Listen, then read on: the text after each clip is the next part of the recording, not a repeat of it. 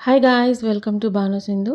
ఈరోజు special Dindigul, Tamil Nadu special Dindigul అనే ప్లేస్లో చేస్తారండి. దిండిగల్ తలపాకట్టి మటన్ బిర్యానీ చేయబోతున్నాను.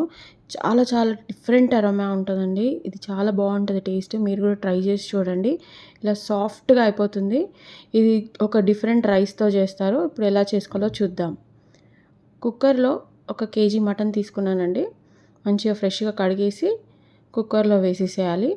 ఈ బిర్యానీకి ఇంత సైజు ఉంటే సరిపోతుంది మటన్ మనకి. 1 కేజీ మటన్ తీసుకున్నాను. అది ఇలా కుక్కర్లో వేసేసుకొని ఫస్ట్ బాయిల్ చేసేసుకుందాము. దానికోసం ఈ ముక్కలు మునిగేంత వరకు మనము నీళ్ళు పోసేసుకుందాము. ఇప్పుడు నాకు ఇందులోకి ఒక 3 గ్లాసుల నీళ్ళు పట్టాయండి. ఆ తర్వాత కొంచెం అల్లం వెల్లుల్లి పేస్ట్ వేసేసుకోవాలి. 1 టీ స్పూన్ సాల్ట్ వేసుకోవాలి. ఇప్పుడు ఇదంతా కలిసేటట్టు మనము కలుపుకుందాము. ఇప్పుడు దీన్ని బాయిల్ చేసుకుందాం సపరేట్గా. దీన్ని బాయిల్ చేసుకొని పెట్టేసుకుంటే మనకు ప్రాసెస్ ఈజీ అయిపోతుంది. సో మనం ఒక 3 to 4 విజిల్స్ వచ్చేంత వరకు స్లో ఫ్లేమ్లో పెట్టేసి బాయిల్ చేసుకొని పెట్టేసుకుందాం. దీనికోసం మనం రైస్ తీసుకోవడానికి చిట్టి ముత్యాల రైస్ అంటారండి దీన్ని. జీర సాంబగా రైస్ కూడా అంటారు తమిళనాడులో. నేను 3 కప్స్ తీసుకుంటున్నాను. మెయిన్ ఈ బిర్యానీకి ఈ రైస్ తోటే చేస్తే బాగుంటుంది. సో దీని ఫ్లేవర్ కూడా చాలా డిఫరెంట్గా ఉంటుందండి. చాలా చాలా టేస్ట్ ఉంటుంది. మీ దగ్గర ట్రై చేయండి, దొరికితే కనుక తప్పకుండా. చాలా బాగుంటుంది. అంబూర్ బిర్యానీ, తలపాకట్టి బిర్యానీ ఇలాంటివన్నీ కూడా ఈ రైస్ తోటే చేస్తూ ఉంటారు. ఆంధ్ర సైడ్ చిట్టి ముత్యాల రైస్ అంటారు. ఈ బియ్యంని ఒక 2 times వాష్ చేసేసి నీళ్ళు పోసి నానబెట్టుకుందామండి. ఒక 1/2 hour నానితే సరిపోతుంది. ఇప్పుడు ఒక మిక్సీ జార్లో మనం చిన్న ఆనియన్స్, ఇవి లేకపోతే పెద్ద ఆనియన్స్ కూడా తీసుకోవచ్చు. ఈ చిన్న ఆనియన్స్ ఏంటంటే ఒక అథెంటిక్ టేస్ట్ వస్తుంది మనకి. ఆ తీపి అనేది ఉంటుందన్నమాట ఈ ఆనియన్స్లో. అవి తీసుకున్నాను.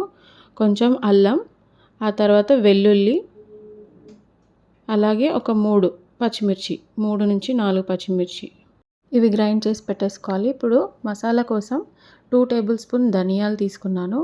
ఆ తర్వాత 1 బిర్యానీ ఆకు, ఆ తర్వాత 4 దాల్చిన చెక్క, ఒక 4 ఇలాచీలు, ఆ తర్వాత కొన్ని మిరియాలు, స్టార్ అనీస్ అంటారు కదా అది, అవి ఒక 2 తీసుకుంటే సరిపోతుంది. జాపత్రి, ఇదేమో స్టోన్ ఫ్లవర్ అంటారు కదా అది, సాజీరా, సోంపు తీసుకోవాలి 1 స్పూను, అలాగే 4-5 లవంగాలు, ఒక 10 నుంచి 12 వరకు, 10 నుంచి 12 జీడిపప్పు గింజలు. ఇవన్నీ కూడా మనము రోస్ట్ చేసుకొని పౌడర్ చేసి పెట్టుకోవాలి. మెయిన్ ఇదే మసాలా అన్నమాట. ఇప్పుడు బిర్యానీ కోసం ఒక పెద్ద బగోన్లో ఆయిల్ కొంచెం ఒక 3 to 4 స్పూన్స్ ఆయిల్ వేసుకోవాలి. ఆ తర్వాత ఒక 2-3 స్పూన్స్ నెయ్యి వేసేసుకోవాలి. ఉట్టి నెయ్యి వేసేస్తే కూడా మాడిపోతుంది. అందుకని నెయ్యి, ఆయిల్ 2 కలిపి వేసుకుంటున్నాను. తర్వాత మనం గ్రైండ్ చేసుకున్న ఆనియన్ పేస్ట్ ఉంది కదా, అది ఇందులో వేసేసుకోవాలి. ఇది వేసుకొని పచ్చివాసన పోయేంత వరకు కూడా మనము ఇట్లా కలుపుకోవాలి.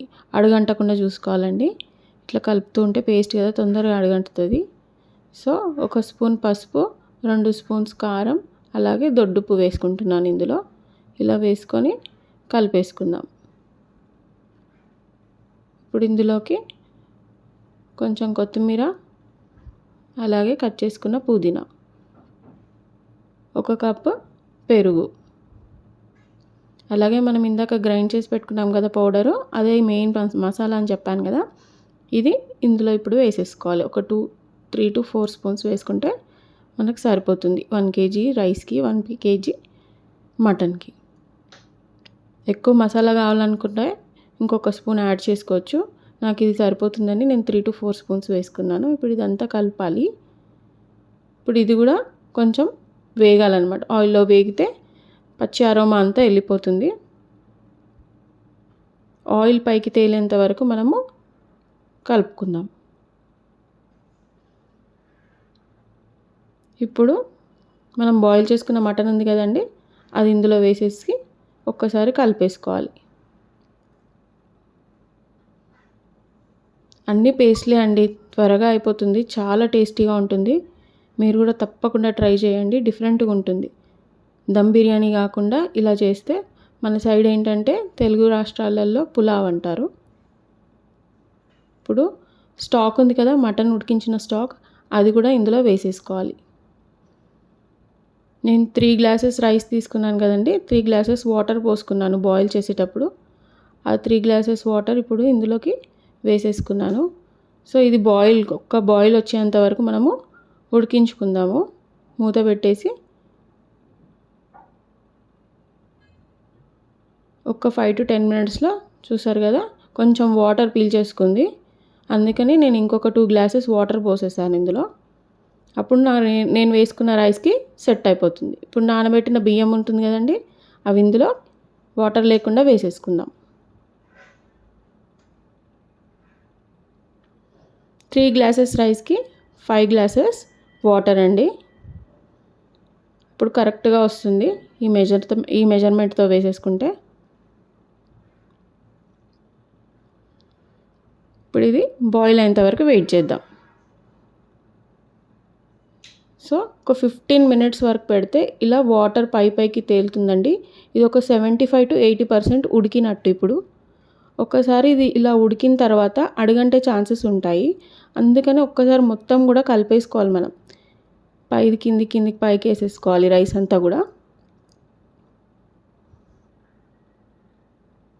ఇలా మొత్తం కూడా కలిపేసుకున్న తర్వాత ఇప్పుడు మళ్ళీ మనం మూత పెట్టేసి దమ్ పైన ఉడికించుకుందాం. దీని కింద మందపాటి పెంక ఏదైనా పెట్టేసుకోవాలండి.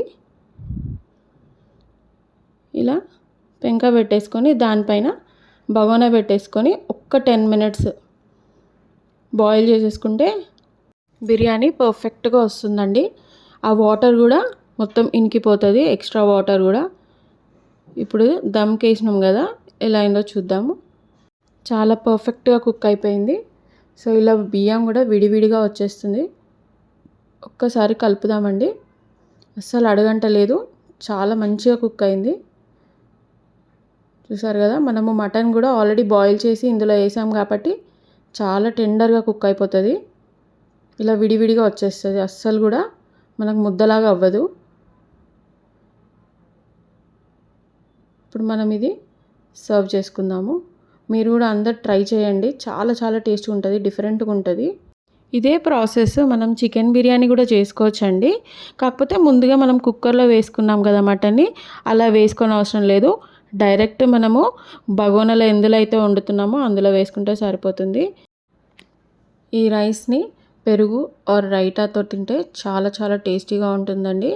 సైడ్కి ఇంకా ఏ కర్రీ కూడా అవసరం పడదు. సో చూసారు కదా, పీస్ కూడా చాలా సాఫ్ట్గా కుక్ అయిపోయింది.